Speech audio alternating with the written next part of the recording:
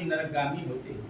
जो महापापी व्यक्ति घर में, गांव में या वन में आग लगाता है, यमदूत उसे ले जाकर के अग्नि कुंडों में डालकर पकाते हैं।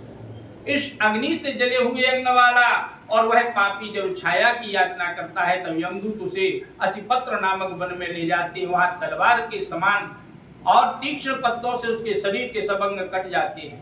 तब यमदूत उससे कहते हैं, अरे पापी, शीतल छाया में सुख की नींद ले ले।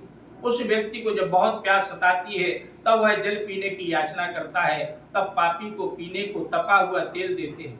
वे उससे कहते हैं, इस तेल रूपी जल को पियो, अन्न भक्षण करो, और उस पानी के पीने से उसी क्षण पेट की अतड़ियां जल जाती हैं, जिससे देह नीचे गिर जाती है। पुनः उठकर भयानक कष्ट के कारण वह रोता है, परंतु पराधीन और परवश होने के कारण ऊर्ध्व श्वास लेता है, परंतु बोलने में असमर्थ रहता है।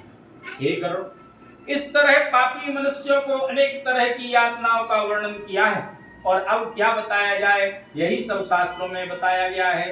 इस तरह दुख पाते हुए भयंकर कुंड में महाप्रलय तक हजारों स्त्री पुरुष पड़े रहते हैं, सड़ते हैं, और सब पापी दुख भोग कर ब्रह्मा के अंतिम दिन में त्रिलोकी का जब नाश होता है, तब उस नरक के प्राणियों का भी नाश हो जाता है। फिर सृष्टि की उत्पत्ति के समय वे पापी जीव नरक में ही आकर उत्पन्न होते हैं। इस तरह पापों के अक्षय फल को भोगकर यमराज की आज्ञा से स्थावरादिक होते हैं, और उस स्थावर जाति को कहते हैं वृक्ष, गुल्म, लता, वनस्पति, पर्वत, तृण, ये सब स्थावर कहे जाते हैं।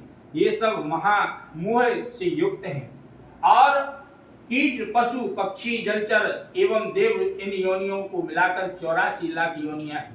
इन सभी योनियों में घुटते हुए जीव मनुष्य योनि में पहुंचता है, और मनुष्य योनि में भी नरक से आए हुए व्यक्ति चांडाल के घर में जन्म लेते हैं, और इस योनि में भी कुष्ठ आदि रोगों से बहुत दुखी रहते हैं। किसी किसी को तो गलत कुष्ठ हो जाता है, कोई जन्म से अंधे होते हैं, कोई महारोग से व्यथित रहते हैं। इस प्रकार पुरुष और स्त्री में पाप के चिन्ह दिखाई देते हैं। इस प्रकार गरुड़ पुराण के अंतर्गत सारोद्धार में नरक प्रद पाप चिन्ह निरूपणम नाम 4 अध्याय।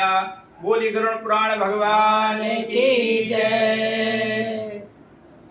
तूने जो कमाया है